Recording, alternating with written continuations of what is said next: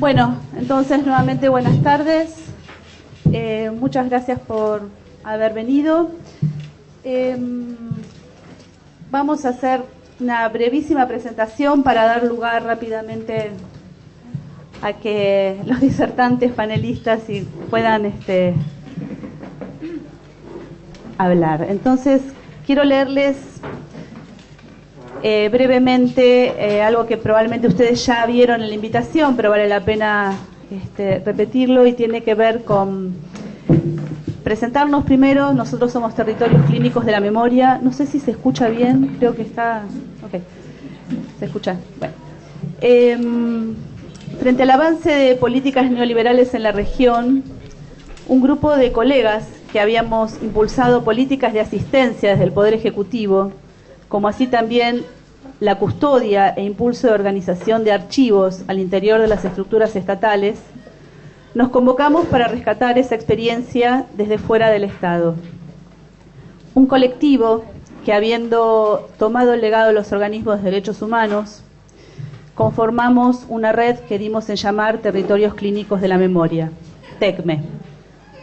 Decíamos en nuestro manifiesto hace casi un año que el territorio habla del espacio, pero también de su ausencia, o de los modos de topología que el terror imprime en los cuerpos y su circulación por los nuevos espacios territoriales.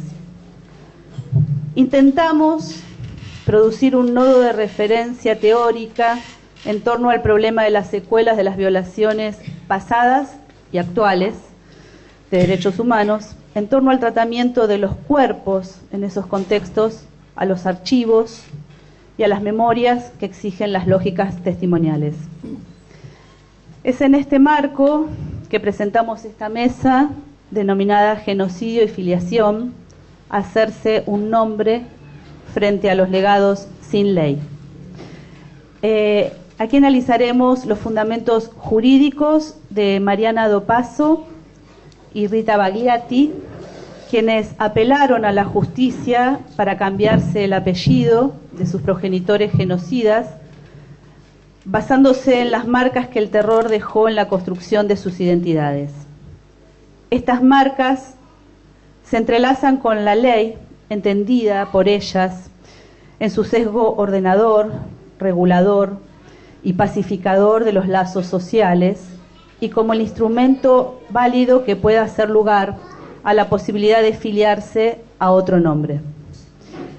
Entonces se va a hacer un recorrido por ambas presentaciones judiciales y, bueno, las autoras harán algunas puntuaciones sobre esos escritos.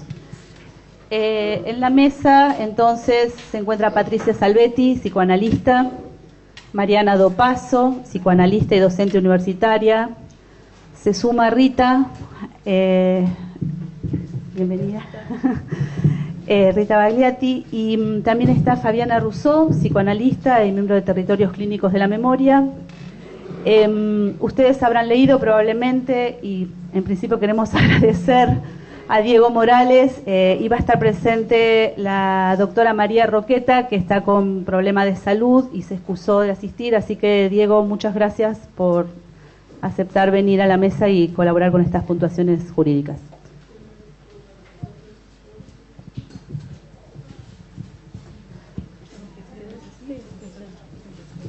Bueno, gracias Moira, muchísimas gracias a todos por haber venido a participar de este encuentro frente a un tema que quienes venimos pensando y trabajando en el campo que podríamos denominar las consecuencias del terrorismo de Estado en la Argentina, nos parece de una magnitud creo que sin precedentes a nivel mundial, ¿no es cierto?, lo que significó la irrupción en el espacio social a partir del impacto del 2x1 en la Argentina, de lo que significó la presencia de los hijos de genocidas, como ellos hasta ahora se han denominado, frente a un Estado que, por supuesto, todos sabemos, está impulsando no solo una lógica negacionista respecto de esos hechos, sino también lo que yo prefiero llamar una política de profanación de la memoria, y en ese sentido que frente a esa política del nuevo gobierno se le contraponga ni más ni menos que la palabra de los hijos de los genocidas, denunciando que se trató precisamente de genocidas y no de otra cosa. Creo que es un hecho que merece ser pensado, pero merece ser pensado no de cualquier manera, merece ser pensado con la seriedad que eso requiere, y merece ser pensado en términos que no nos produzcan lógicas binarias ni antinómicas, sino que podamos someternos todos socialmente a producir con ese nuevo significante algo que tenga más que ver con la construcción de las políticas verdaderamente de memoria, verdad y justicia en este país. En ese sentido, nos pareció, a partir del encuentro que empezamos a tener, 3 psicoanalistas, Patricia, Mariana y yo, para pensar un poco acerca de lo que significaba la emergencia de este nuevo actor social, empezamos a pensar que había algunas cuestiones que tenían que ver con los ordenamientos que la ley traen y producen como efecto en la constitución subjetiva, la ley del Estado produciendo efectos en la construcción de la subjetividad, que había entonces 2 casos de 2 hijas de genocidas, el de Rita y el de Mariana, que habían apelado a la ley del Estado para exigir una suerte de lo que podemos llamar exscripción, es decir, exscribir los nombres, los apellidos que le habían otorgado sus genitores, argumentando que las razones tenían que ver con la ofensa, la deshonra, el dolor, el horror que había producido en ellas, en sus vidas, en su subjetividad, el hecho de que sus padres hubieran sido genocidas. Y lo que nos parecía interesante era que ahí donde el Estado en este momento está profundizando estas políticas de impunidad, surgiera desde la propia producción de la letra del Estado una sentencia o fallos judiciales que dijeran y que reconocieran como hecho fundamental para quitar el apellido a un ciudadano que sus genitores hayan sido genocidas. Es decir, el Estado reconociendo entonces al interior de las estructuras administrativas del Estado el genocidio como un hecho contundente que entonces produce como consecuencia la exscripción de ese nombre. En ese sentido nos parece que digamos, es una vía que nos facilita justamente la lectura desde un ordenamiento que no tiene tanto que ver ni con las cuestiones identificatorias, sino que tiene más que ver con lo que la ley produce respecto de la afiliación, respecto de la transmisión, respecto del legado, respecto de la herencia, que son todos conceptos que vamos a tratar de pensar un poco a lo largo de las presentaciones en esta mesa. Y por supuesto que también consideramos que para pensar esta problemática y hacer las puntuaciones en estos 2 casos, no nos podemos centrar ni solamente en el discurso del psicoanálisis, ni solamente en el discurso de lo jurídico, ni solamente en el discurso de lo social o político, sino que tenemos que pensar interdisciplinariamente qué significa y qué impactos tiene esto sobre la vida de estos 2 sujetos, en este caso, ¿no? Estas 2 personas, estas 2 mujeres, sino sobre la sociedad en su conjunto, porque estamos hablando de hechos que impactaron a la sociedad en su conjunto. Y esto me parece que como marco referencial es ineludible, porque si no, no podemos pensar aisladamente, digamos, lo que le ocurrió a Mariana, lo que le ocurrió a Rita, porque bueno, no es en términos de las historias personales solamente que ellas producen este acto simbólico frente a la ley, sino en el contexto de la producción de esos nombres al interior del genocidio. En ese sentido, entonces, vamos a ver que en esas dos presentaciones, en las sentencias o en los fallos que aprueban la ¿cómo se llama? La anulación del apellido, la sustitución del apellido, sustitución legalmente, ¿no? Se refieren en ambos fallos a la cuestión, digamos, vinculada al derecho a la identidad y a la identificación de un ciudadano, y en ambos casos hacen referencia a los jueces a precisamente la deshonra de esos nombres, y los consideran justos motivos, que es la razón por la cual se podría en cualquier otra circunstancia quitar el apellido o modificar un nombre. Pero también desde el psicoanálisis nosotros podemos decir que si la filiación se sostiene en la transmisión de 3 generaciones y en la articulación del deseo, digamos, de los padres, ¿qué tipo de transmisión se puede o podemos pensar en estos casos cuando ambas apelan a esta idea del desamor, del horror, del terror producido al interior de esas estructuras familiares? En ese sentido, podríamos pensar que lo que tiene que ver con la transmisión de la afiliación a un nombre está centrado fundamentalmente en un acto simbólico, no en un acto jurídico basado en la condición de genitor, ¿no es cierto? Es decir,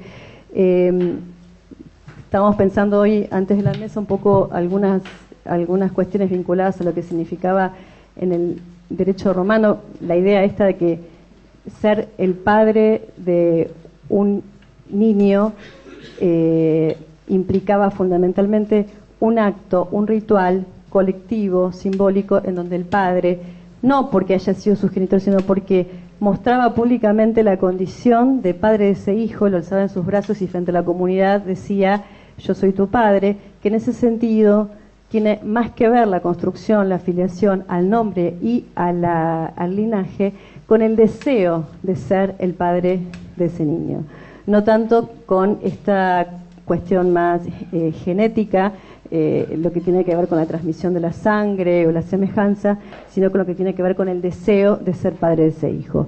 Algo que vamos a ver en las puntuaciones que van a realizar Mariana y Rita estuvo fuertemente tachado o fuertemente atacado, ese lugar del deseo de ser padre de sus hijos.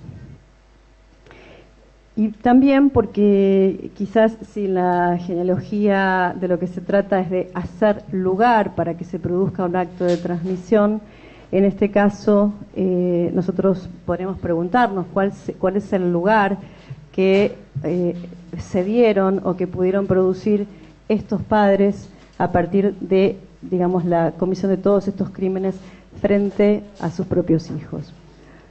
Bueno, hay muchas preguntas que nosotros nos hicimos estas semanas, este mes de trabajo respecto de lo que abre las incidencias de los crímenes cometidos por los padres al interior de las estructuras, digamos, familiares y en la subjetividad de sus hijos, pero quizás a partir de las puntuaciones y de las preguntas y el debate vamos a poder abrir seguramente de modo conjunto eso. Así que, bueno, yo voy a darle la palabra a Patricia para que, bueno, comencemos con las puntuaciones de ella. Muchas gracias. Bueno, a ver, acá. Hola. Las puntuaciones mías básicamente tienen que ver con la construcción y el proceso de elaboración de todas esas situaciones que se fueron dando dentro de las familias de estas personas, digamos, ¿no? Y el trabajo para armar una identidad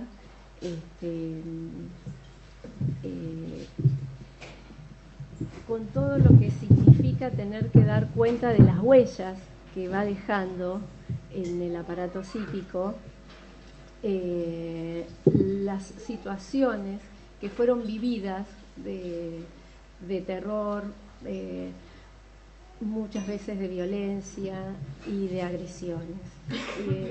Entendiendo que el aparato psíquico nos sirve a nosotros como una especie de gestor de un montón de pensamientos y sensaciones que tenemos,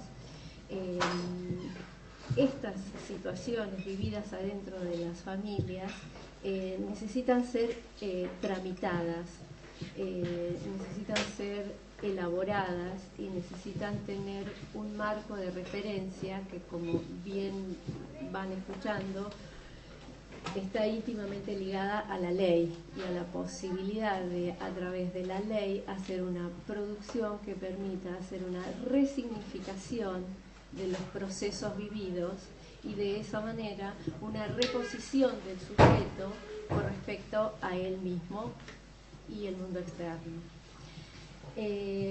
Los dos documentos sobre los que estuvimos trabajando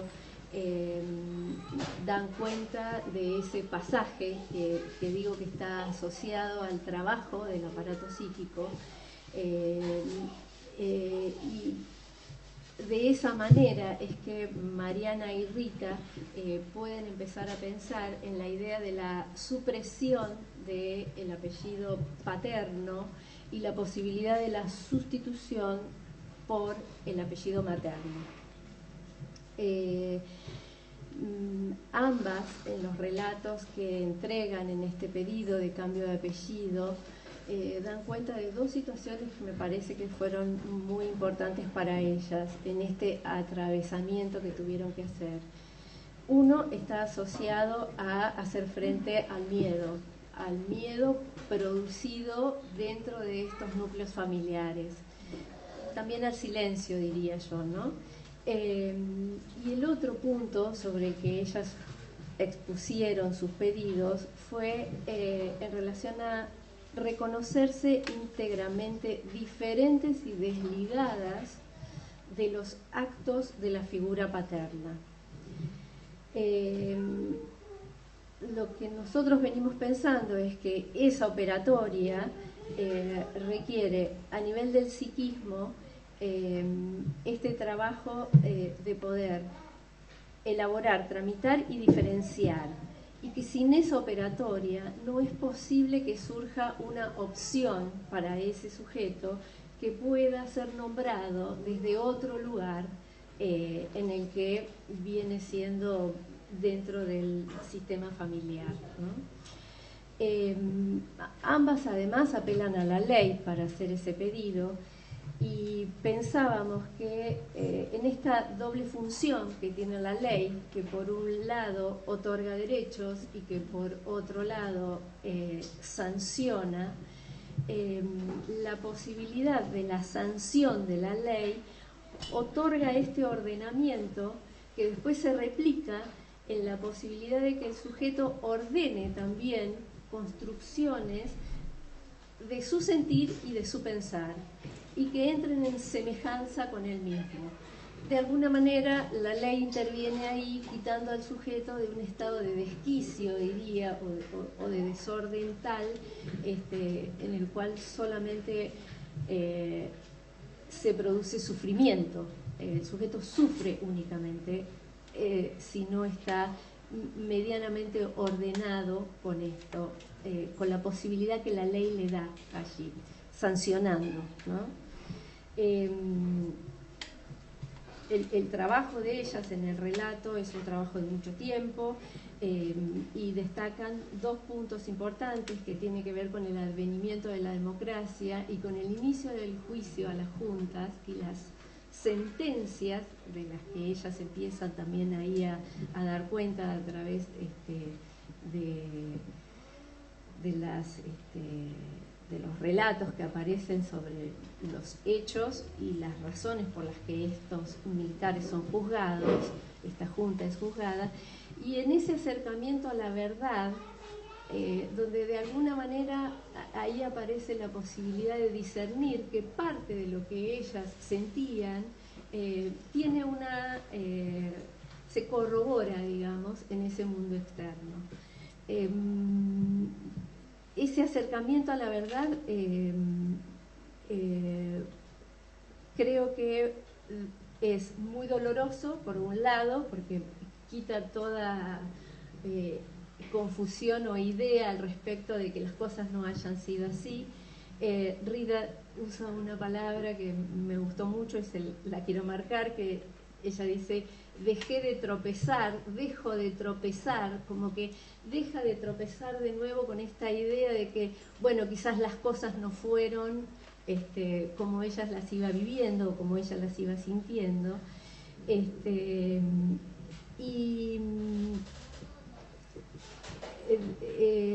Creo que el poner en marcha y el poner a trabajar ese sentido que van pudiendo descubrir y que de alguna manera empiezan a identificarse con el pensar y con el sentir, o sea, armar una identidad que se ajuste a lo que pueden sentir y pensar. No es menor, digamos, esa operatoria que la permite también la ley, que la permite el aparato psíquico, digamos, y que ellas están dispuestas a hacer ese recorrido, porque de esa manera pueden salir de un marco un poco enloquecedor, obviamente muy angustiante también, y sujetadas siempre en esa dirección, permiten construir una subjetividad sobre ellas mismas y pueden empezar a ser nombradas por ellas en relación a estos sentires, ¿no? La supresión del apellido paterno, ligado al horror, ligado a los miedos, ligado al temor, en ambos casos está planteado en términos de sustituirlo por el apellido materno, que en ambos casos la corriente amorosa y el sentido del cuidado y de la atención viene a partir de estas figuras maternas.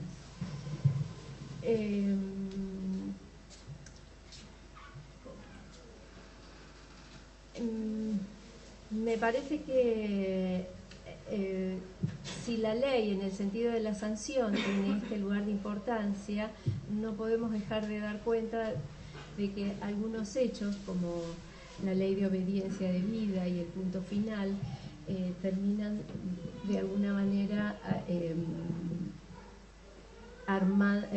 produciendo un caos, que también Rita plantea como que ese fue un momento muy difícil para la familia. Es la vuelta de estos padres a las casas,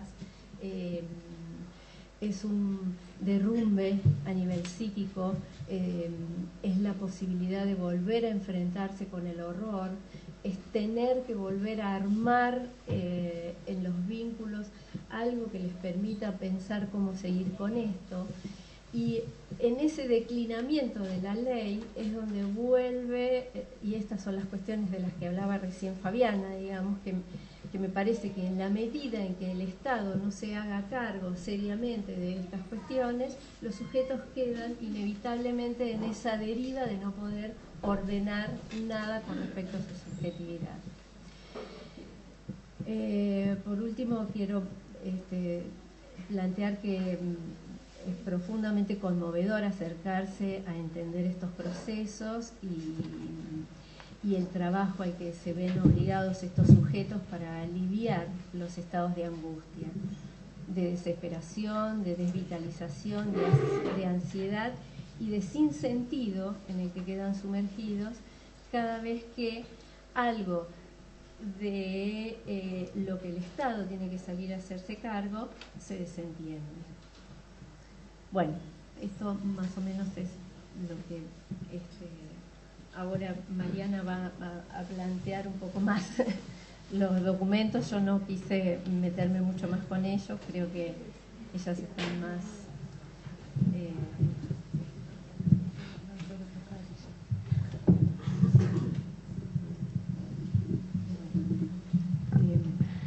tardes a todos. Gracias por acompañarnos. Tomamos una decisión con Rita que, no sé si se escucha, voy a tomar la palabra en nombre de las dos, a pedido de Rita, con su autorización, así que además de lo movilizante, que eso le puede ocurrir a cualquier sujeto, para nosotros esto implica una marca que no se borra ni se va a borrar, que es cada vez que volvemos a pasar por estos lugares, la cuestión de lo emotivo, del terror específicamente, nos atraviesa con una actualidad siempre vigente. Entonces, para apalear un poco esta situación, voy a hacer las puntuaciones. Y antes de eso, nos gustaría con Rita ubicar ciertas cuestiones donde pensamos que todo lo que podemos articular hoy aquí gira para nosotros, para nosotras dos, para la mesa también, en una plataforma trágica, sistemática y calculada, denominada por todos nosotros ayer y hoy terrorismo de Estado, que se subroga justamente sobre su base el horror, lo siniestro, la muerte, el terror, la desaparición, la tortura, la apropiación, la vejación, el mal, y así, con todo esto, el borramiento más absoluto de las diferencias. Un perverso. Y todo esto fue hecho por parte del Estado Nacional, el borramiento del otro por sus ideas. Efectivamente, para nosotras se trató de un acto con una eficacia calculada, porque ese borramiento del otro atraviesa todos los estratos, ¿no? Con la dominación, a través del exterminio, las marcas, para quienes quieran verla, para quienes puedan, para que las nieguen, están ahí, más allá de lo que uno decida hacer con eso. Sin estas coordenadas que queremos plantear antes de ir a las puntuaciones de nuestros escritos, para nosotros es fundante pensar esto. Nosotros somos dos ex hijas de genocidas y que apelamos en el último eslabón a los resortes legales, tanto Rita como yo, en lo que entendemos como un hecho inédito, a posteriori, pero que nos llevó un trabajo de más de 30 años de elaboración. Nosotras hemos hipotecado una parte importante de nuestro psiquismo para trabajar durante décadas y décadas esto. Y trabajarlo es elaborarlo y pasar por lugares que ojalá fuesen simbólicos, pero son muy reales. En nuestro caso, lo que van a escuchar se trata sin duda de dos recorridos particulares, singulares, para desafiar, para suprimir y para sustituir un legado que entendemos trágico, sangriento y horroroso. Y no solamente, y acá está la cuestión que nos interesa marcar para ver desde dónde ustedes lo pueden escuchar. Si se tratase de dos historias personales, todos tenemos nuestras historias. Las nuestras, en este caso, exceden lo personal, porque para nosotras no se trató solo de lo personal, sino que nos atravesó una dimensión ética y responsable que iba más allá de ese padre, en el sentido de cómo entendemos a la violencia en su sesgo más inhumano llevado a cabo por estos genocidas. Hablamos nosotras que no deberían conmover nuestras historias desde lo afectivo solamente, porque también hay otras historias trágicas y más trágicas que las nuestras, sin dudarlo. Se trata para nosotros de encuadrar nuestros relatos con las luces y con las sombras, pero que sin dudarlo está atravesado por el sangriento terrorismo de Estado. Para nosotras solo ahí cobra valor poner en trabajo nuestras decisiones personales, sobre todo en este espacio. Dos escritos y dos respuestas de la justicia que no resarcen ni el dolor, ni devuelven las vidas robadas, ni los niños apropiados, ni los desaparecidos, ni tampoco el olvido de la mirada de los torturadores con sus víctimas. En nuestro caso se trató y se trata de construirnos una identidad que esté acorde con nuestros ideales, con nuestras convicciones, que entendemos, sabemos y sentimos muy fuertemente desde hace muchos años, que estructuralmente son diferentes a las de nuestros progenitores, y les vamos a contar el recorrido que hicimos para lograrlo. Este último escalón tuvo como referencia la ley, es como lo que cierra un poco un eslabón de un trabajo, entendiendo, como hablábamos con Patricia y Fabiana, entendiendo a la ley, por qué buscarla, porque la entendemos como normativizadora, como prohibidora, y a su vez justamente en esa prohibición está implícita una posibilidad, una otra posibilidad, y todo ese proceso, lo vuelvo a decir porque es una marca para nosotras, nos llevó 30 años y más. Y hay una parte del escrito, ahora lo voy a referenciar, donde yo digo que tuve que perder el miedo y adquirir la madurez necesaria.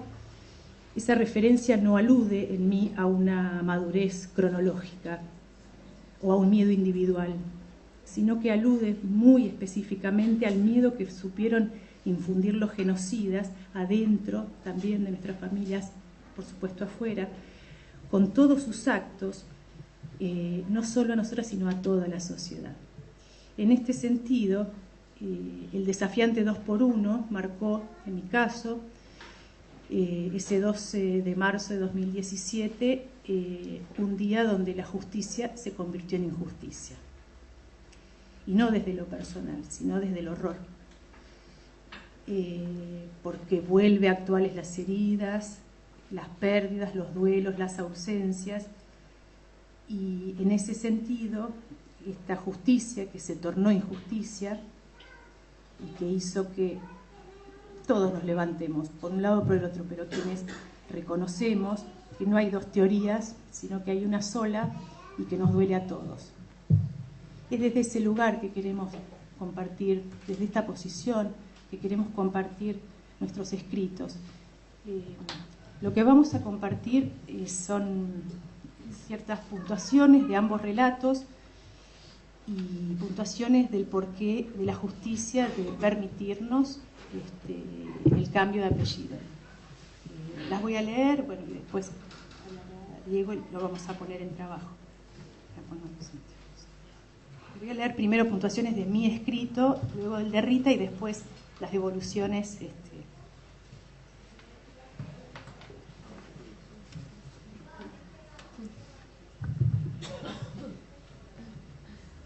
Mi progenitor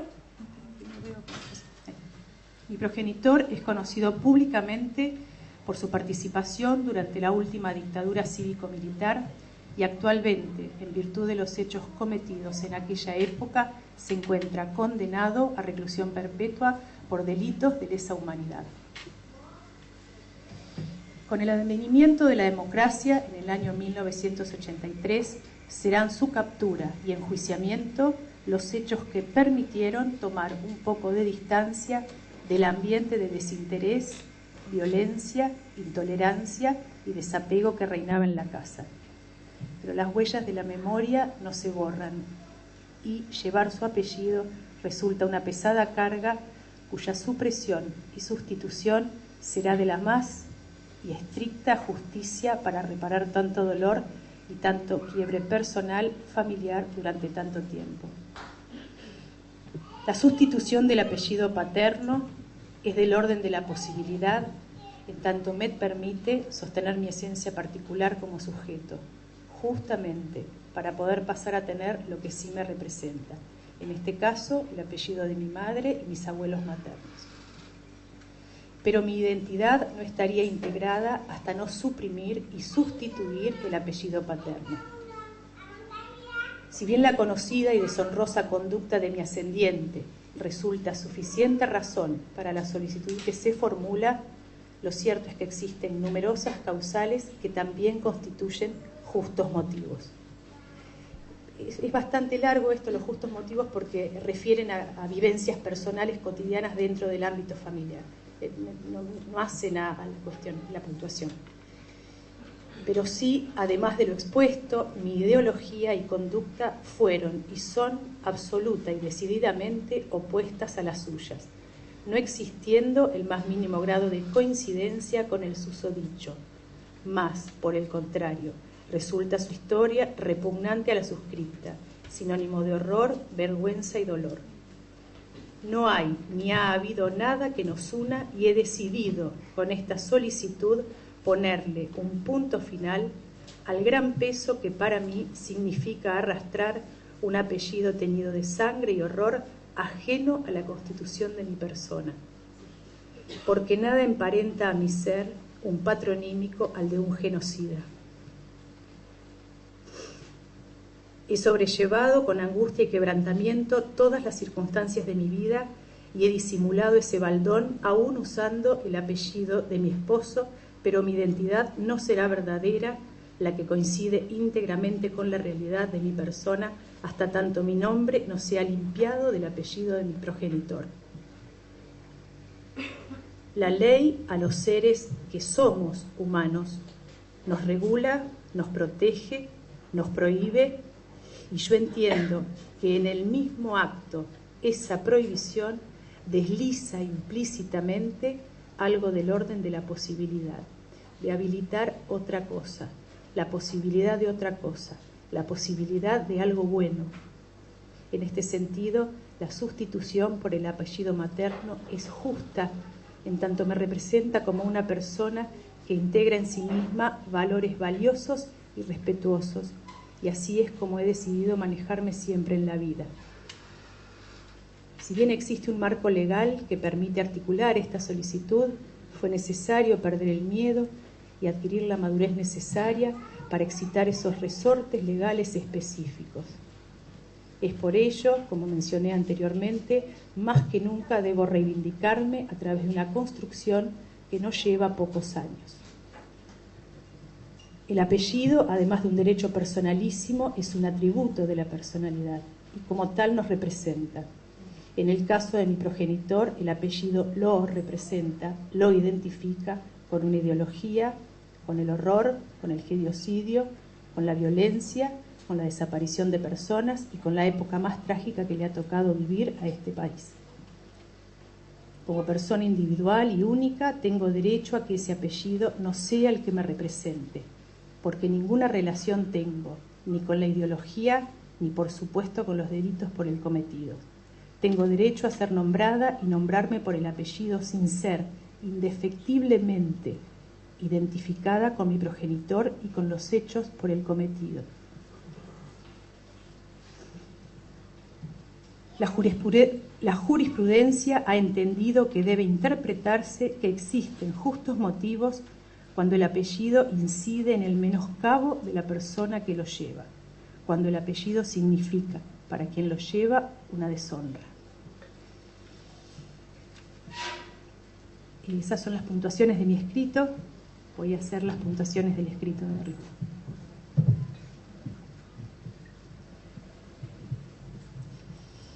Soy la hija de un torturador y por eso quiero cambiarme el apellido. Quiero terminar con este linaje de muerte y no acepto ser la heredera de todo este horror. Los apellidos son símbolos y el mío es uno muy oscuro, lleno de sangre y de dolor.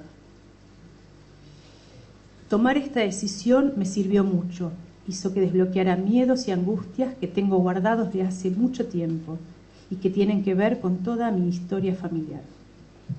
Pienso que así, como en mi caso, puede haber muchos hombres y mujeres en mi misma situación, jóvenes, hijos de personeros de la dictadura militar, que podrían tomar esta opción, romper con el linaje que denota un apellido, ser portador de un estigma que se coagula en algunas letras después del nombre. Mi situación y mis circunstancias, que me hacen pertenecer a una comunidad de militantes que lucha diariamente por cambiar este mundo injusto y bárbaro, son idénticas a las que viven otros hijos de secuestradores y torturadores, por ello mi respuesta es una de las posibles. Es claro que no se trata en mi planteo de un caso meramente jurídico, es también político, en tanto que afirmo que no quiero pertenecer al mundo de mi padre y de tantos otros como él. Quiero poder elegir y para ello siento que tengo la responsabilidad de desligarme de su mundo. Repudio todas esas decisiones que me fueron ajenas y, como en todos los casos, inconsultas. Es claro que no se trata en mi planteo, quiero poder elegir y para ello siento que tengo la responsabilidad de repetir, disculpen, y de lo último que me queda de él, el apellido Preti.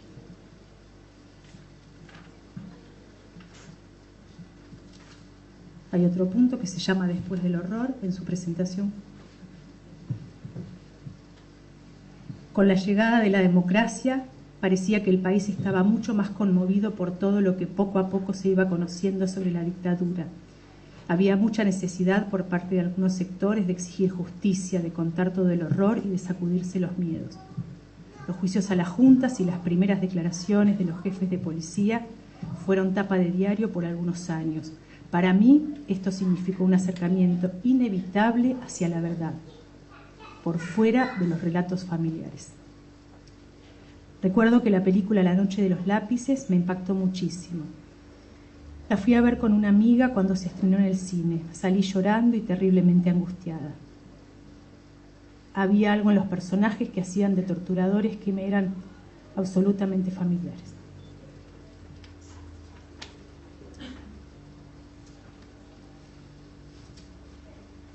La ley de obediencia debida terminó por destruir al país y a mi familia. Para nosotros significó extender y profundizar la locura familiar, los maltratos, las mentiras, los miedos, el doble discurso, las disociaciones. Porque él hoy puede decidir libremente pasearme por el horror, con la intención de convertirme en su cómplice y con la intención de que lo perdone. Pero no puedo, no hay forma de que olvide. Y no puedo perdonarle que me acaricie con las mismas manos con las que torturó y asesinó.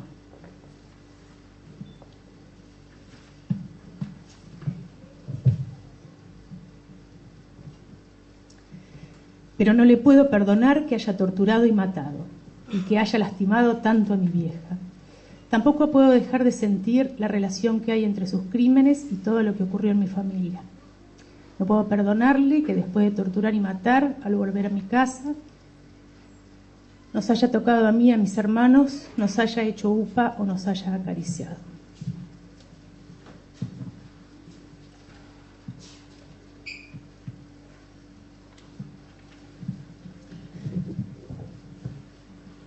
En estos últimos 30 años, aquel enfrentamiento entre fuerzas sociales se mantuvo en pie y por eso continúa intacto el aparato represivo. Hay más de 4.000 luchadores procesados por la justicia y en los barrios pobres la policía mata a los jóvenes por portación de rostro como única salida a la fábrica de marginalidad que crean sus propias políticas. El escrito de Rita está enmarcado en el año 2006, el mío en el 2005, el mío en el 2014. Esos son nuestros pedidos a la ley. Y voy a puntuar, van a ver que son muy similares algunas cuestiones, sobre todo en el modo de hilvanar la lectura de ambas presentaciones.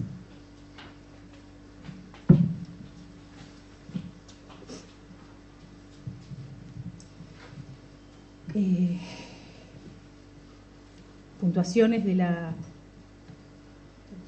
sentencia.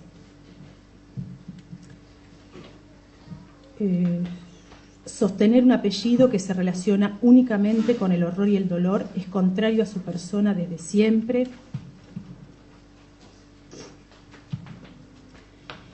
Mariana ha sobrellevado con angustia y quebrantamiento todas las circunstancias de su vida,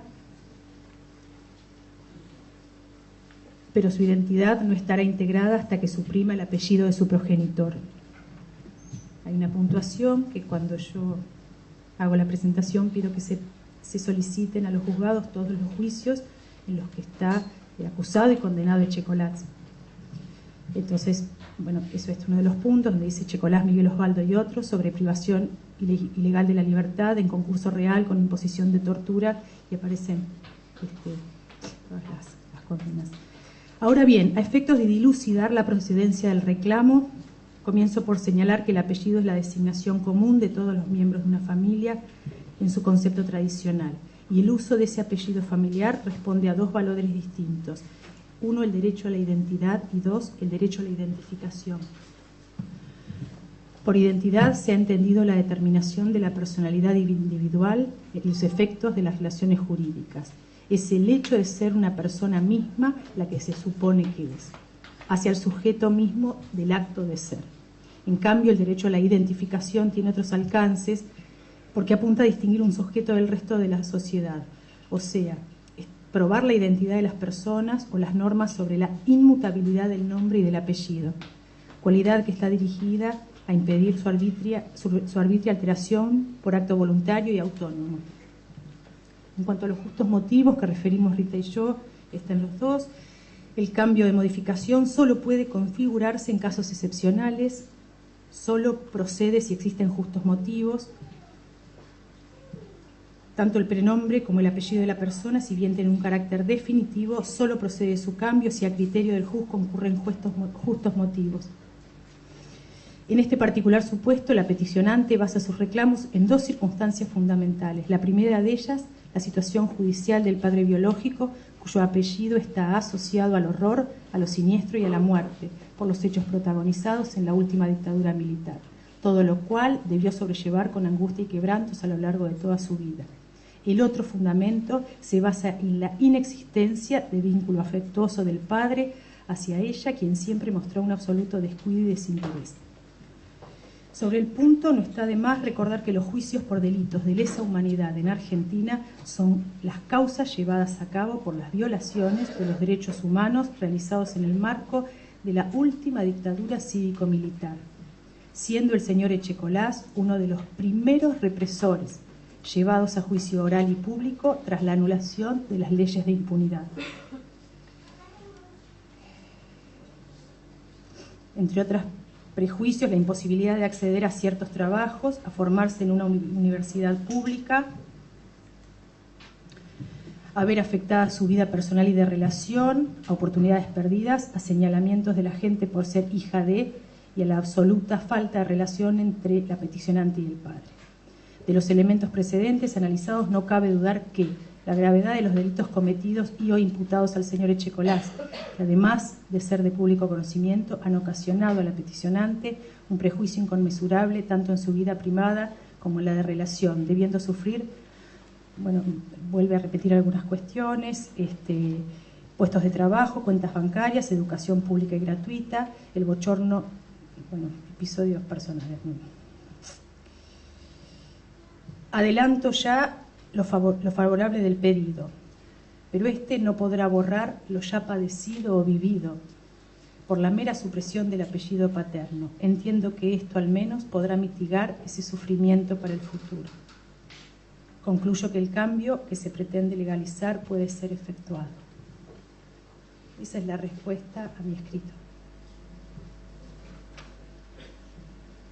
En el caso de Rita, marcaciones, se encuentran acreditados los justos motivos en la misma ley, la ley 18.248 del Ministerio Público, la que nos permite llevar a cabo esta gestión.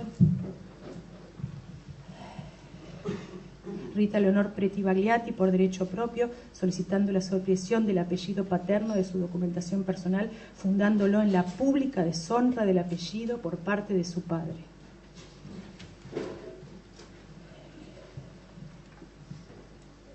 Cuando comenzó su carrera universitaria, eligió periodismo y llegó a ser presidente del Centro de Estudiantes, y allí las contradicciones se agudizaron entre ser la hija de un represor y una militante social por otro lado. Comenzó a tener problemas de salud y a pensar, sí, en sacarme el apellido de mi padre. Esta acción que intenta Rita es meditada y tiene por fin la supresión de un apellido deshonrado en lo social por su padre. Los mismos puntos que en mi escrito también. Adelanto mi opinión en el caso del examen. La peticionante ha producido suficiente prueba para acreditar los extremos requeridos por la ley.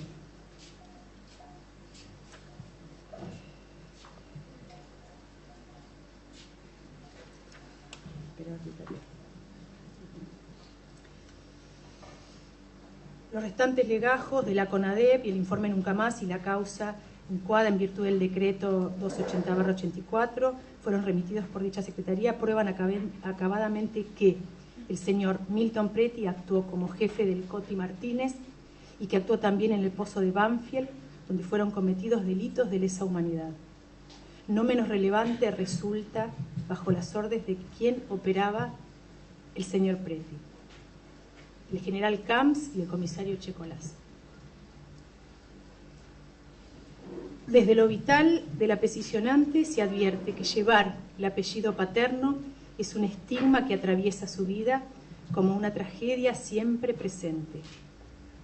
¿Cómo deslindarse de él?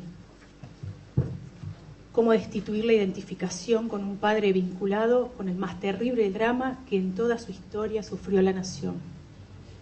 Con el apoderamiento de su madre, la enfermedad y la muerte y la propia encerrona de ella misma. No albergo dudas sobre el esfuerzo por construir un sustento ético diferenciado de la amenaza y el horror que representa el progenitor y que se traduce en el profundo repudio de la peticionante por los hechos cometidos por él, como tampoco tengo dudas acerca del inmenso sufrimiento que ha padecido durante todos estos años por la ambigüedad del vínculo paterno-filial hasta desembocar en este pedido. En el marco social y laboral, la pregunta sistemática ¿sabrán quién soy? ¿Quién es mi padre? Implica el temor a ser identificada con la misma línea ideológica del progenitor o con el silencio cómplice.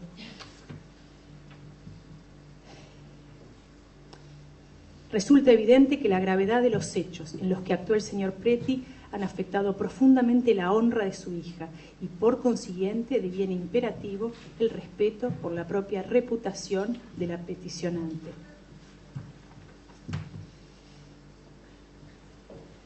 Para poder concluir con un proceso de su vida relacionado con lo siniestro y vergonzante. Por todo lo expuesto, considero que se encuentran objetivamente afectados derechos de raigambre constitucional, como la dignidad, el honor, la salud, el trabajo, el desarrollo personal, en síntesis, con un hondo desmedro de la personalidad de la actora. En consecuencia y en virtud de lo expuesto, considero legítima la pretensión esgrimida y los justos motivos. Bueno, cedo la palabra al hijo.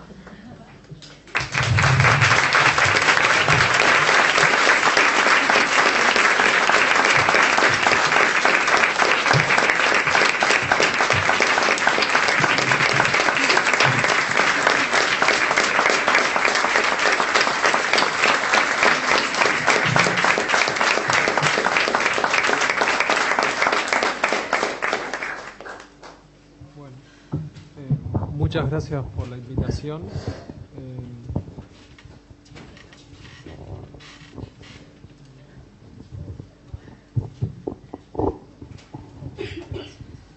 Que si lo agarro con la mano empiezo a... Sí, y hay psicólogas. Solo una nota de color a lo que ustedes plantearon, ¿no? Yo le comentaba a Patricia cuando nos encontramos que si uno empieza por atrás, es decir, por el final de la historia, al menos la historia que presentan acá, que es la lectura de la sentencia o la sentencia en sí, uno lo que encuentra es una justicia muy predispuesta a entender estos asuntos, a entender la psiquis, a entender este tipo de presentaciones, ¿no? Y lo que ustedes destacan acá es que eso llevó 30 años y me parece que es un dato que por ahí en la sentencia se pierden.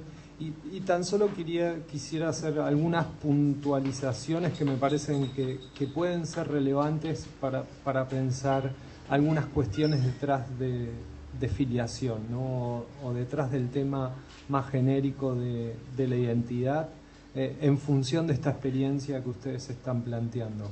La primera cuestión que me parece relevante tiene que ver con esta diferenciación que hace el caso de Mariana en términos de tratar de separar, al menos en términos expositivos, que por un lado está la identidad de cada uno y por otro lado hay cuestiones de identificación.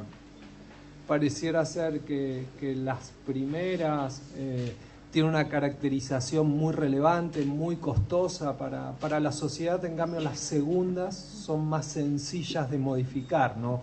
Claro, es un ejercicio para mí de la jueza en términos pedagógicos casi, que tiene como objetivo mostrar que es la modificación de un dato formal, en todo caso. Es, lo que voy a definir es, bueno, tan solo tapar o suprimir un apellido, ¿no? Y me parece que por ahí es relevante como ejercicio, pero deja de lado cuestiones vinculadas al derecho a la identidad.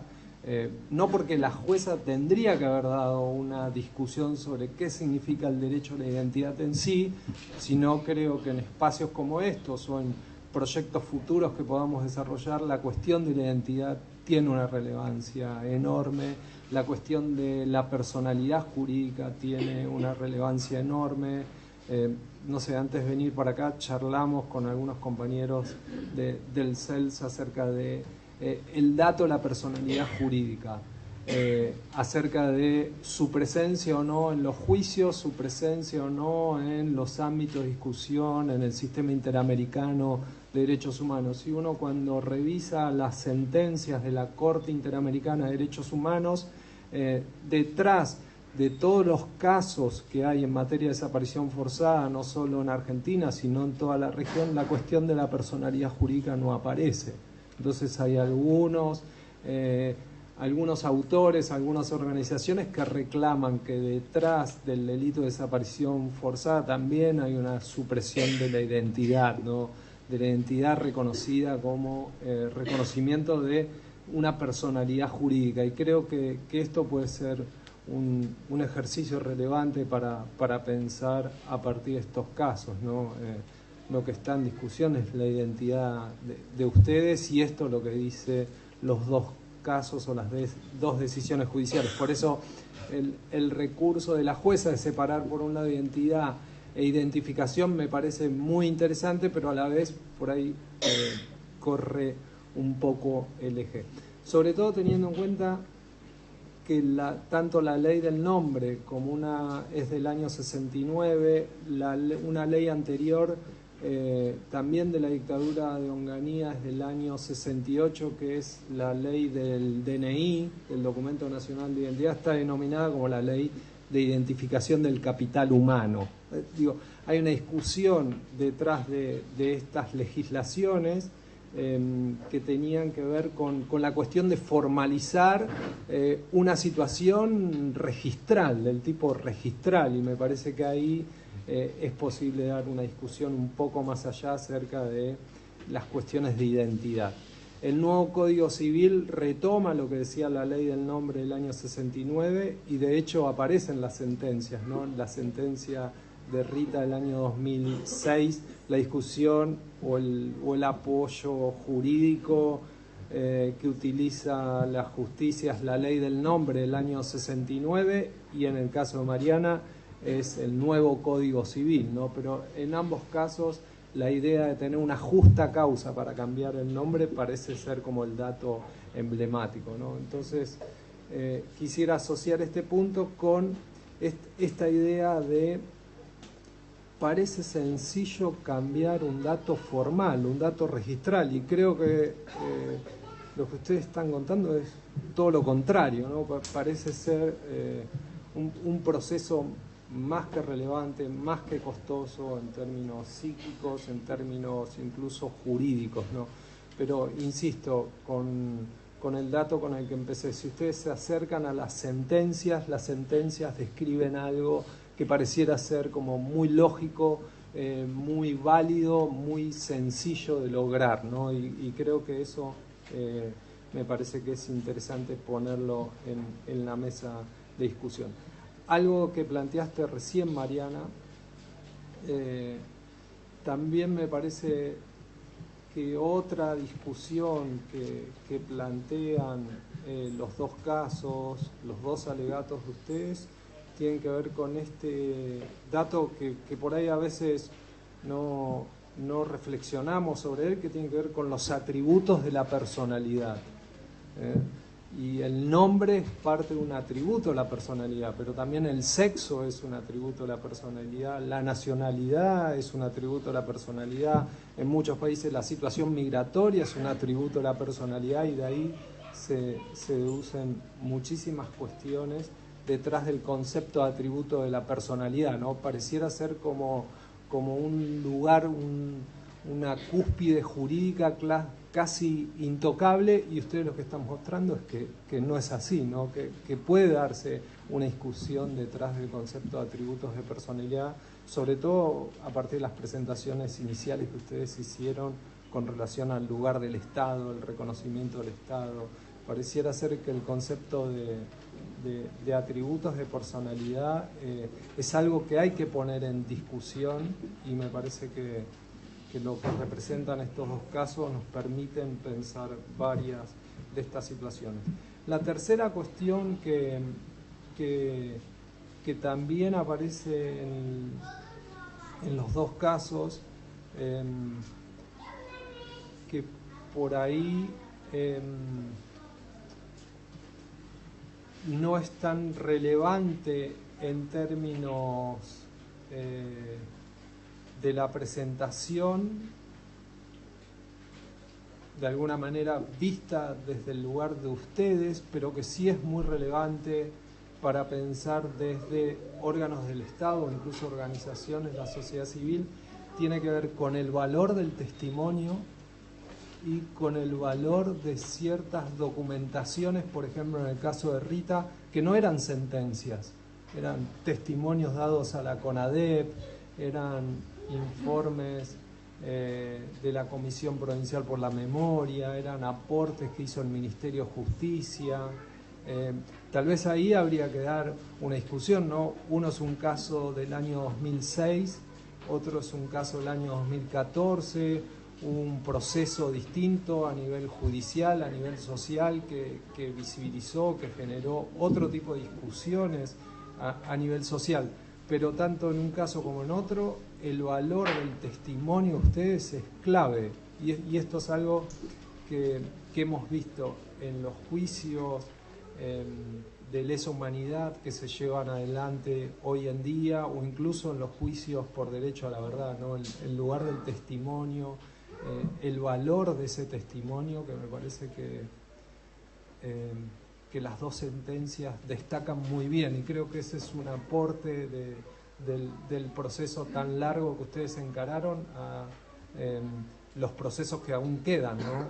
Todos los procesos o todas las discusiones que aún tenemos que dar. La cuarta cuestión, a partir de la lectura de la sentencia, insisto que es como el instrumento que pude revisar con mayor detenimiento, tiene que ver sobre todo en el caso de Rita, y ahí por ahí es una pregunta también para Mariana, las cuestiones de tu relación con el apellido en la infancia están muy presentes. Entonces ahí el dato de la niñez, las discusiones con la directora de la escuela, las discusiones con todo ese mundo vinculado al proceso educativo parecen tener una relevancia muy importante, ¿no? Claro, estás dando esa discusión en el año 2006, por ahí las pruebas que tenías más a mano eran esas, ¿no? Pero también hay todo un proceso acerca del impacto de ese apellido en la niñez, ¿no? ¿Por qué digo esto? Porque hoy en día se está discutiendo, por ejemplo, si los padres tienen derecho a definir la educación religiosa de sus hijos. Y en ese sentido, por ahí podría haber un diálogo acerca de, bueno, cuánta libertad tienen los padres para definir la educación religiosa de sus hijos. Me parece que hay algunas cuestiones del caso por ustedes señalados que tienen una relación muy directa con debates que hoy en día se dan, ¿no? Con relación a cierta capacidad de los padres sobre los niños. Claro, esta no es una discusión sobre derechos de los niños, niñas y adolescentes, pero a la vez el proceso, ustedes dan cuenta de cómo fue esa discusión que ustedes pudieron dar mucho más adelante, ¿no? Y me parece que eso aparece, al menos en la sentencia de Rita, insisto. Claro, hubo un proceso, ¿no?, en Argentina, del 2006 al 2014, donde también eso permitió que haya más sentencias, que haya más casos, que haya condenas, y por eso lo que vos decís, ¿no?, el juez, por el solo hecho ya de preguntarle a la justicia en general o al registro de antecedentes de tu progenitor, contestó rápidamente, ¿no?, todos los datos que existían. En el caso de Rita eso era un poco más complejo. Entonces, estas eran cuestiones que me parecieron muy relevantes a partir de la lectura de la sentencia y que dialogan con discusiones que tenemos hoy, ¿no?, que tenemos hoy en otros debates, en debates que están muy vinculados con lamentablemente la última dictadura militar. Dos cuestiones que tienen que ver con este proceso y que solo tienden a ponerlas en la mesa. La primera se refiere a un proceso que colaboramos con una organización que se llama Les Madres y 100% Diversidad, acerca de dar una discusión a partir de la reforma de la legislación argentina que permite el matrimonio igualitario y también permite el reconocimiento de procesos de fertilización asistida y la posibilidad que dos mujeres, una pueda ser madre y la otra pueda ser mujer. El problema es que eso no era entendido por el registro civil, que en sus clasificaciones tenía madre y padre. Entonces, cuando identificaba quién había sido la progenitora, calzaba el nombre y apellido, pero cuando tenía que completar el casillero del padre, ahí dejaba en blanco. Entonces, fue toda una discusión registral, pero que tenía un contenido en términos de discusión acerca de nuevas leyes muy fuerte. Y la otra cuestión es la ley de identidad de género, también permite el cambio en nombre a partir del género autopercibido. Son temas que tienen algún tipo de relación y creo que el proceso de movilización que a veces se ha dado detrás de esos temas muestra que hay cambios posibles y que en ese sentido mi pregunta tenía que ver con lo siguiente, ¿no? ¿Cuál es el lugar de la justicia?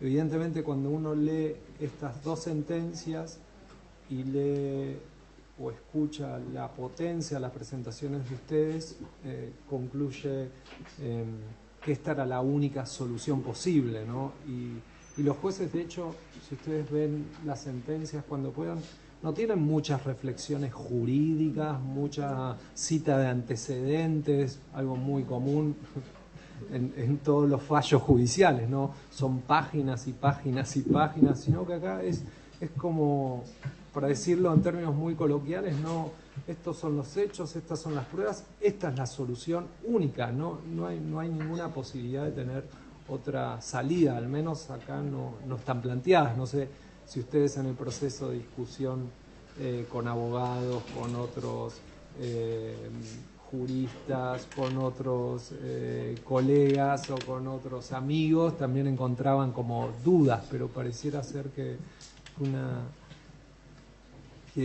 esta solución era la única posible, y esto es lo que dicen las sentencias, ¿no? Así que, de nuevo, muchísimas gracias por la invitación. Y en este caso toman ni más ni menos que lo que ellas dicen, ¿no? Es el testimonio, exactamente.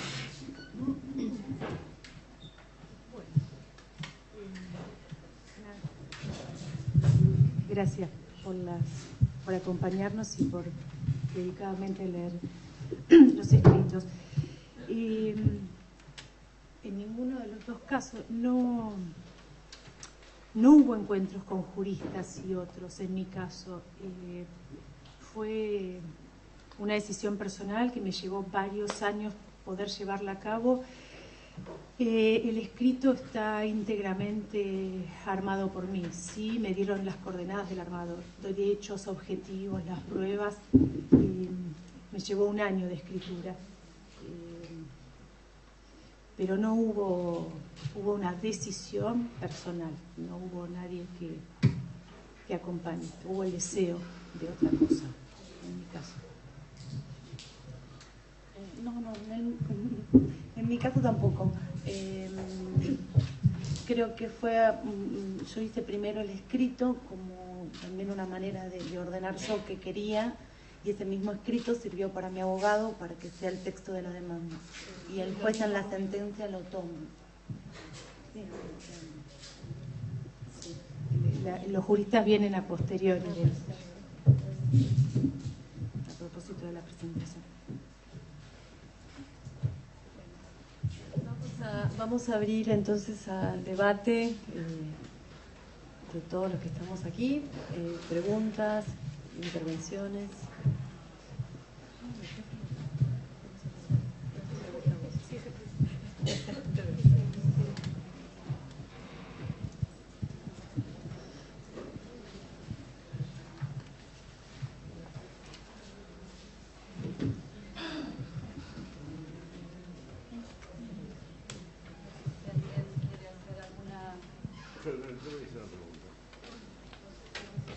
No necesito el micrófono, listo. Bueno, en primer lugar les quiero agradecer muchísimo la generosidad y la valentía de estos testimonios, que me atrevería a decir que tal vez yo no tuve la oportunidad nunca de escuchar algo semejante. Así que agradezco de verdad la generosidad que han tenido. Como han sido muy valientes, espero que mi pregunta, y la hago con todo respeto, no les resulte atrevida. Lo que ustedes han expresado en general está en relación con lo que ha sido la experiencia de vuestras propias vidas y, por otro lado, aquello que el dispositivo legal hizo posible. Ahora, ustedes saben muy bien que por distintas razones el nombre propio, la identidad, la identificación no se agota en la cuestión exclusivamente jurídica.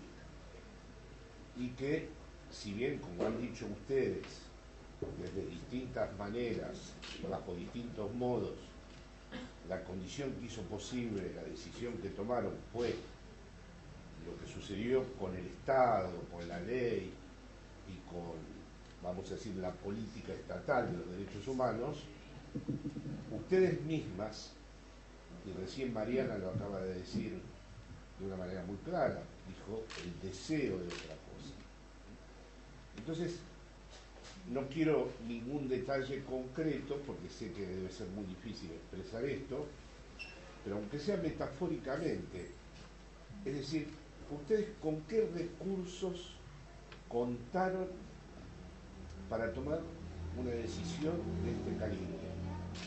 Es decir, además de, lógicamente, la ley, lo que ocurría en la realidad, las razones que las habilitaban definitivamente para no prolongar ese insulto a la función paterna que había hecho el genocida.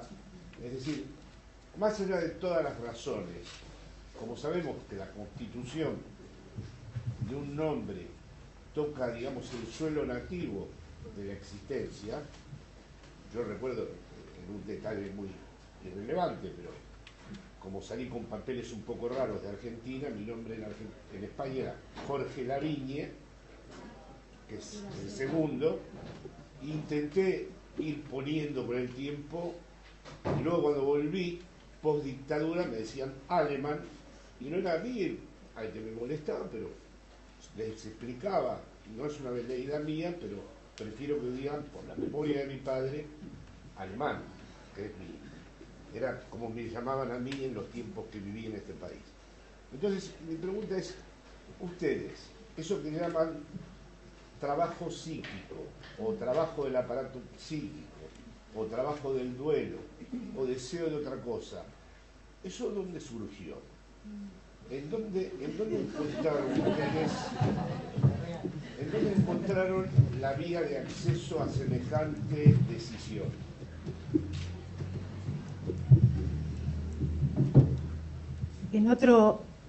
Hace muchos años, a lo mejor no podía haber respondido como puedo responder hoy.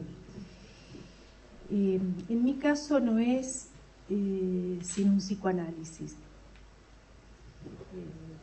Es un análisis que he hecho durante 22 años, donde, bueno, hay cuestiones que tienen que ver con un armado que tiene, como vos decís, un eslabón final, y que sea un eslabón final tiene que ver con un cierre y con una apertura, ¿no? Que es la caída de, bueno, no quiero ser muy psicoanalítica, pero es la caída de ciertos significantes, pero para entenderlo, digamos, cuando uno habla de la caída, tiene que haber algo del otro lado, porque si no uno cae al vacío. En mi caso, trabajé fuertemente, sin cejar nunca ese trabajo, a pesar de lo arduo que fue en muchos momentos. Eso es una decisión en ese sentido.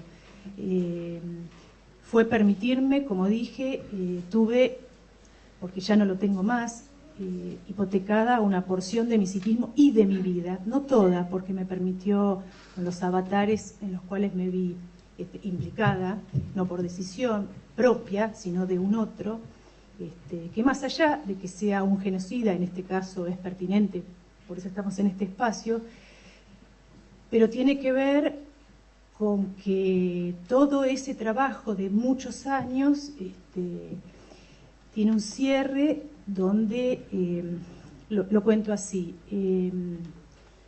no le permito más ser mi padre. Soy yo la que no permito ahora eso. O sea, nunca más. Claramente la significación es claro, nunca más. Ese fue el punto final, digamos, porque uno podría decir sí, hay justos motivos, pero la cuestión de raigambre más personal tiene que ver, digamos, en mi caso con esta frase, que es, no le permito nunca más ser mi padre. Yo no se lo permito. Y eso produce un cierre y una apertura que me ubica realmente, porque esto es así, desde un lugar con el cambio de apellido, realmente en otra posición. Que además, por eso digo que si bien es un cambio que no fue sin mucho trabajo de años de elaboración, con este testimonio también que vos marcás, me ubica hoy en una posición que además me permite vislumbrar lo mismo desde otro lugar. Ya no con el peso, porque esto fue lo que me sucedió durante muchos años, de ser ahí eso que el otro dice que soy, la hija de, o sea, siempre teniendo que responder con el silencio, con la cabeza baja, nunca con la pelea, pues no es mi estilo la confrontación, además que iba a defender, ¿qué podía defender yo? Que iba a pelearme por él. No, nunca lo hice, no está en mi estilo, pero además que iba a sostener. Entonces, bueno, esa posición, que no llevó pocos años, también fue la que tomó una parte enorme de mi vida, la que estuve dedicada a eso, a un trabajo personal al cual le dediqué, gran parte le dediqué, lo digo en pasado, ¿no? Ahora estoy dedicada a otras cosas que tienen que ver con la vida y con otras cuestiones, finalmente. Por eso ese cambio, muchos de los acontecimientos de mi vida, dije, me hubiese gustado que sean más del lado de lo simbólico. Lamentablemente, mi encuentro con ese otro siempre fue desde lo real, ¿no? Esa moderación de lo simbólico fue una creación mía, una invención mía, que no es sin un psicoanálisis. Bueno, un poco eso, sería mi caso. Estaba pensando que me asombró que lo dijéramos primero. No sé si lo iba a decir así. No, porque estaba pensando lo mismo. La terapia, creo que desde siempre. Creo que antes, a lo mejor, de que sea un poco más... Yo la verdad es que fui de terapeuta en terapeuta desde muy joven.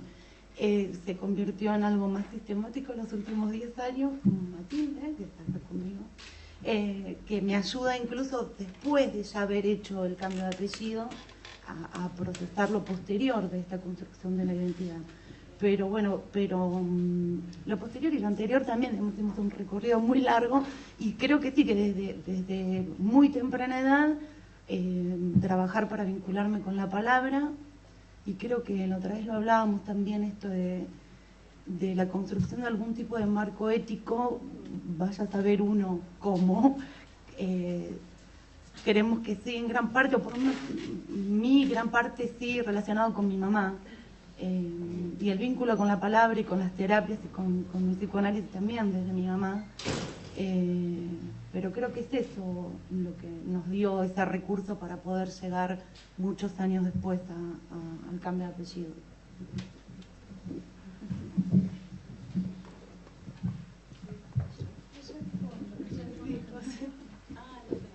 Hola, bueno, yo quería agradecer públicamente, cuando la conocí a Rita, se lo hice personalmente y por medios a Mariana.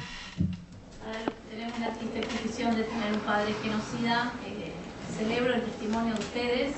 A mí me tocó leer el de Rita en el libro de Baltasar Garzón y Vicente Romero, del año El alma de los verdugos. Ahí leí su testimonio, Rita, te lo dije el otro día. Para mí fue revelador, y bueno, y hace poco cuando leí el de Mariana, creo que fue también inspirador, así que agradecer esto, esta valentía, este coraje y este camino recorrido, que para los que venimos un poquito más atrás, marcan un rumbo y abren un horizonte, así que simplemente este agradecimiento público. Gracias, Analía. Gracias.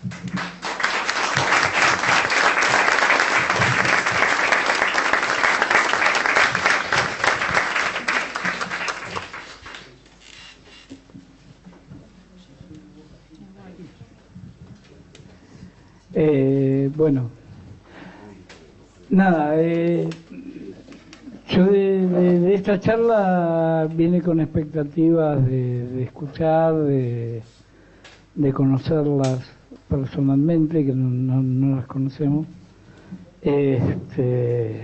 y me voy enriquecido con un montón de cuestiones que a mí no me parecían o no me cerraban sobre mi propia vida. Yo tengo una doble condición, digamos, tengo a mi padre que pertenecía al grupo operativo de Checolat, por lo tanto un represor conocido, y la segunda condición es de que yo desde muy joven tomé la decisión de separarme de su historia y militar dentro de lo que es el campo popular por una revolución social. Dentro de esa doble condición había varias cosas que a mí no me cerraban de esta historia, por ejemplo el cambio de apellido, porque yo sí me he peleado, digamos, esto que vos, Mariana, decías, ¿cómo voy a pelear? yo sí me he peleado.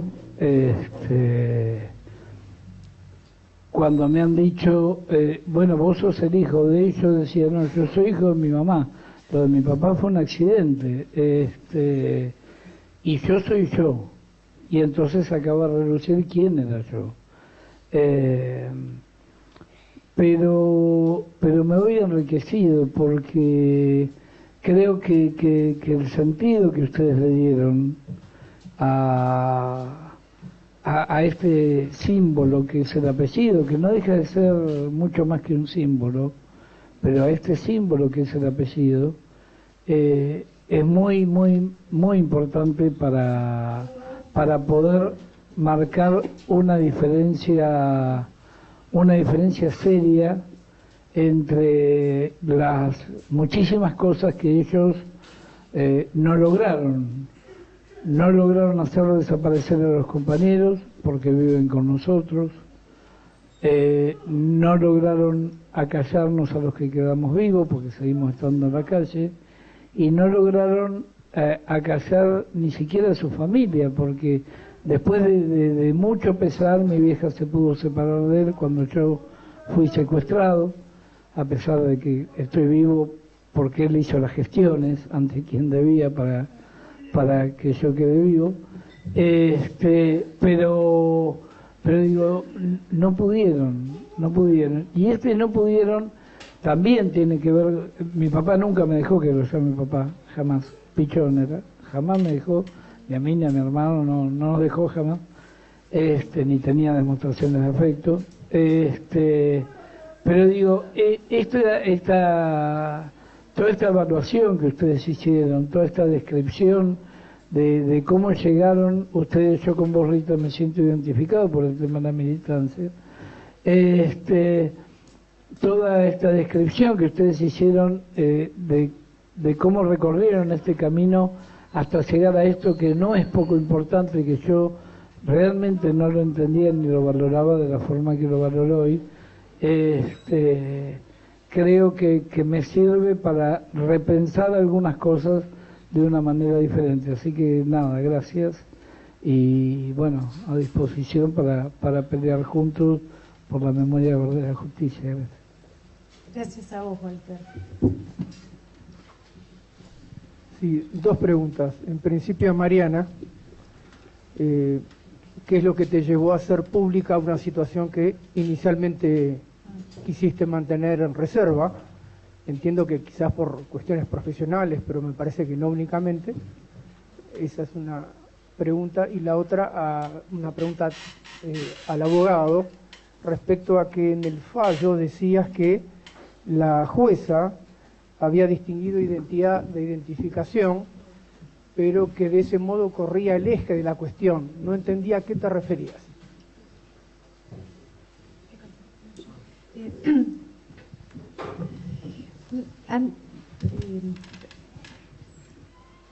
Antes de responderte una cosa para Walter, cuando vos decís yo sí me peleaba, no, digamos, es muy difícil pelear cuando hay un otro que no registra.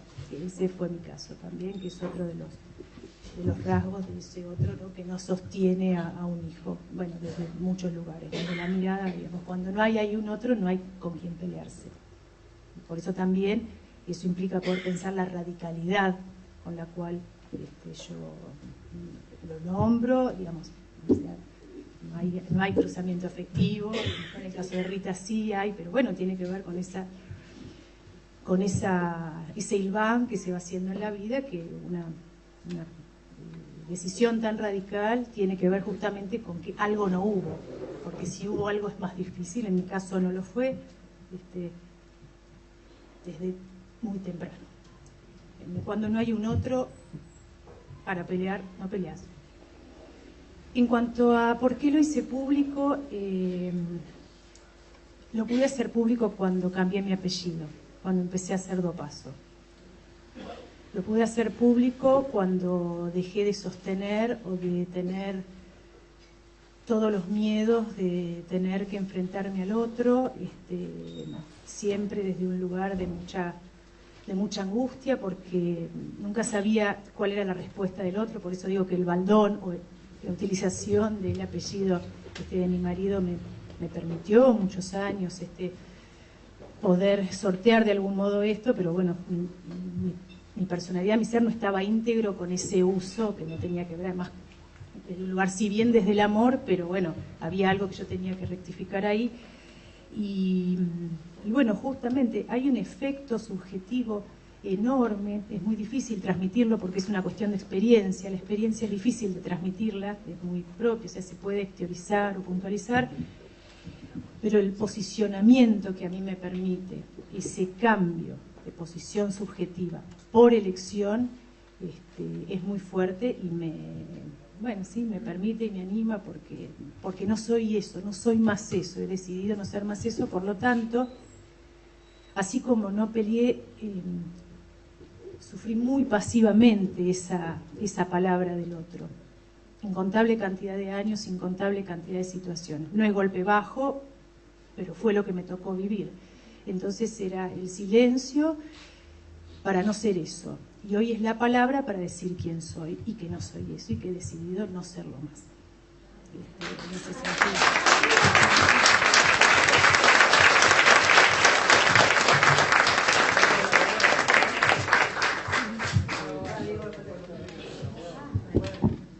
Cortito. No, lo que dije es, tal como había leído Mariana, la jueza lo que dice, por identidad se ha entendido la determinación de la personalidad individual a los efectos de todas las relaciones jurídicas. Es el hecho de ser una persona la misma que se supone que es, ¿no? Hace al sujeto mismo del acto de ser. En cambio, el derecho a la identificación tiene alcances distintos, pues apunta a distinguir un sujeto del resto de la sociedad. ¿Eso es distinto a lo otro o es una parte complementaria a lo otro? Esa es mi duda. A mí me parece que la jueza separa para poder resolver esto segundo como algo vinculado a una acción judicial de menor calibre, pero está incidiendo en la identidad de una persona. Esto es lo que quise decir. Quien separa las cuestiones entre identidad e identificación es el fallo. El recurso creo que fue el que mencioné, ¿no? El recurso que usa la jueza. Eso es lo que dije. Para los economistas es una diferencia enorme. No, está bien. Y el gran capital teórico, no simplemente eso.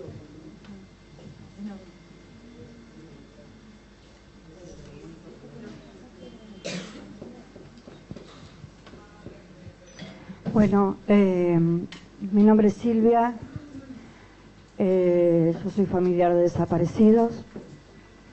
Mi hermana Liliana Fontana fue secuestrada el 1 de julio del 77 junto a su compañero. Ella iba embarazada y estuvo en el circuito ABO con Miguel Ángel, estuvieron juntos. Y sinceramente, en primer lugar, yo creo que hay que tener mucho coraje, mucha valentía para poder estar sentadas ahí y decir qué es lo que le pasa y que lo que han vivido durante todos estos años. Como familiar, la verdad que debo admitir que me ha hecho mucho ruido todo este tema, porque también cada vez que concurría a un juicio, ya sea a testimoniar o a estar presente, bueno, realmente los familiares de los represores, de los genocidas, para mí eran parte del enemigo también. Yo no podía hacer una pelea con él porque él me decía, no, porque nosotros somos diferentes, no podemos ver a los familiares igual. A mí me costaba muchísimo hacer esa diferencia, porque bueno, la ausencia de mi hermana, la búsqueda de mi sobrino, los 40 años, era con mucho dolor y y si bien yo tenía en claro lo que estaba persiguiendo, también existe esa cuestión de que no perdonamos, no nos olvidamos y no nos reconciliamos. Y a veces creo que llega a ser una confusión muchas veces con personas que piensan, como yo estoy pensando ahora, que me puedo sentar a charlar con ustedes o con otros hijos de represores que condenan a sus padres sin tener que decir que yo me voy a reconciliar. Eso yo lo tengo súper claro. A mí me ha dado una tranquilidad,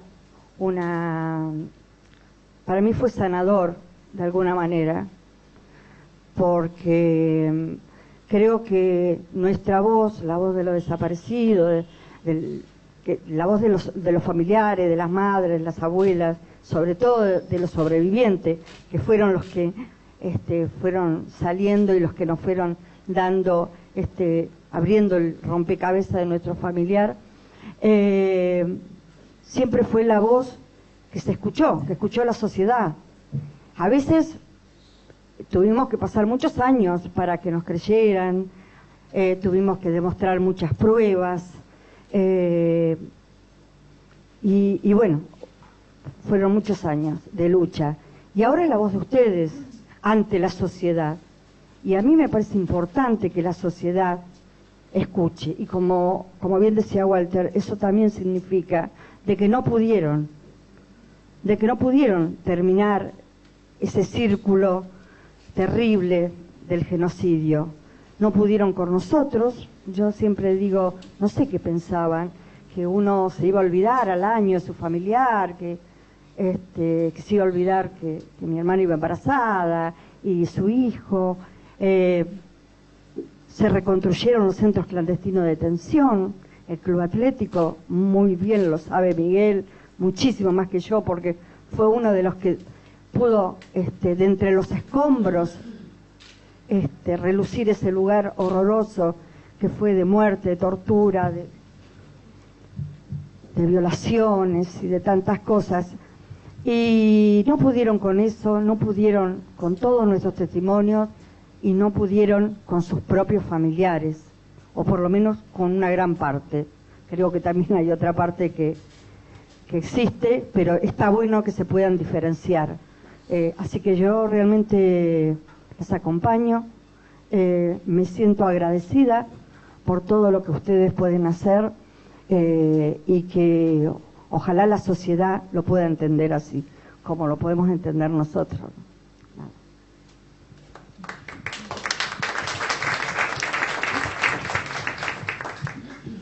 Bueno, yo les quería decir que ya estamos sobre la hora y que en todo caso hay tiempo si hay alguna pregunta más, cortita.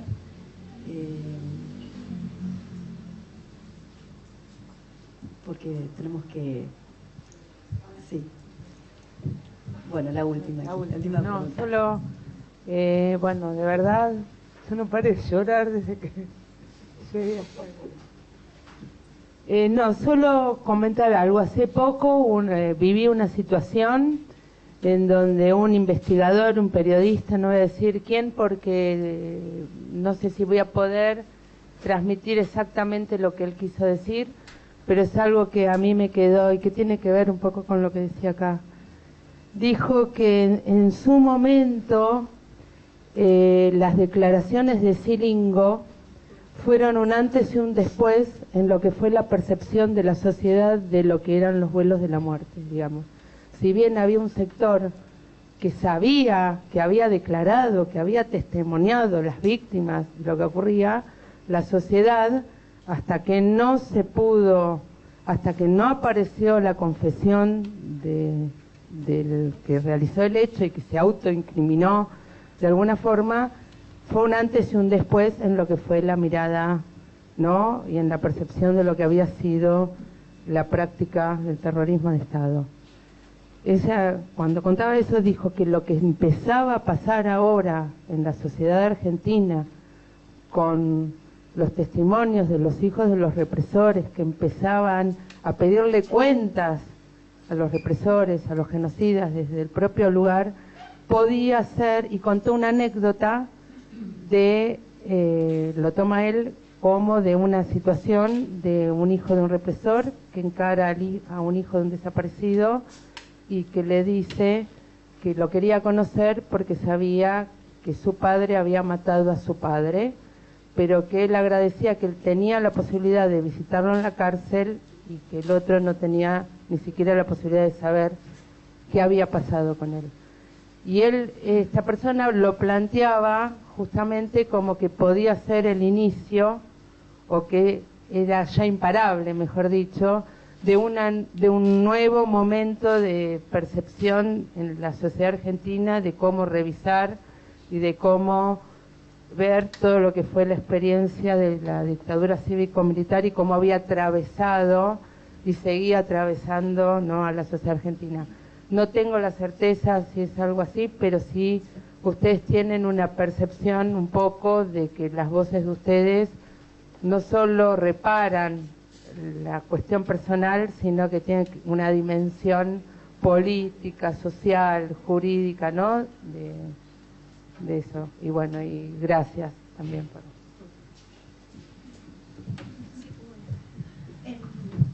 Yo quería decirle algo. ¿Cómo era tu nombre? Silvia, ¿no? Silvia. Creo que la intención mía de Mariana de esta mesa tampoco es creer que esto representa a todos los familiares de genocidas. El 2x1 sí marcó un quiebre. Hay muchos hijos de represores de genocidas que están saliendo a expresarse, a mostrar una posición distinta a la de sus padres, pero creo que ni siquiera así, por muchos que seamos, podemos representar a todos los familiares de genocidas.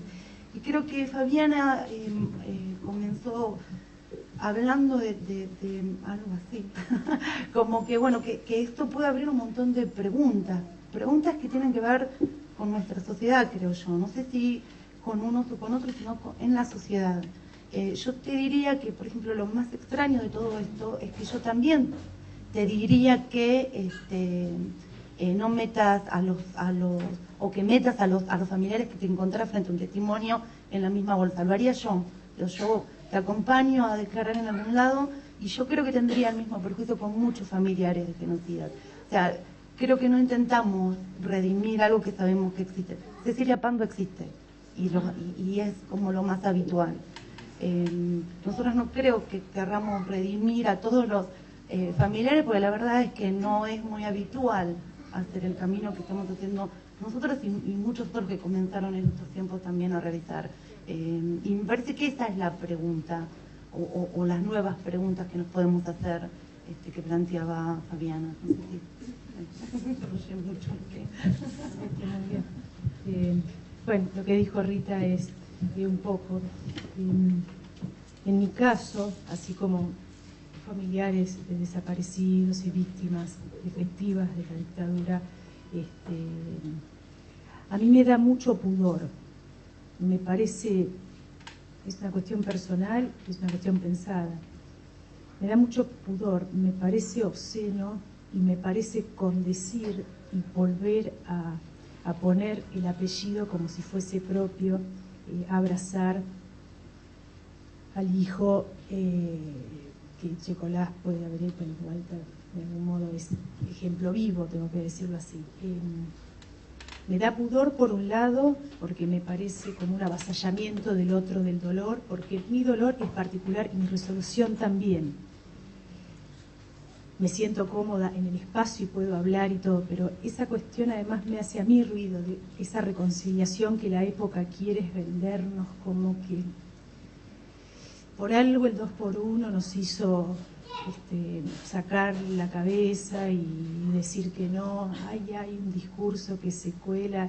Me parece que hay que ser, para mí, esta época reviste y requiere de todos nosotros, de la máxima responsabilidad en ese sentido.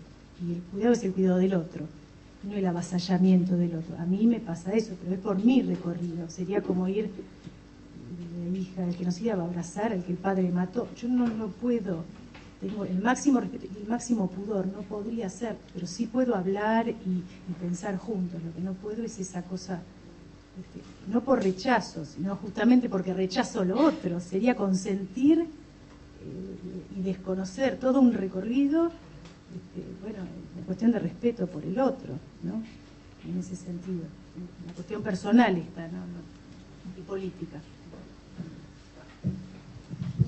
Bueno, muchísimas gracias, realmente. Muchísimas gracias.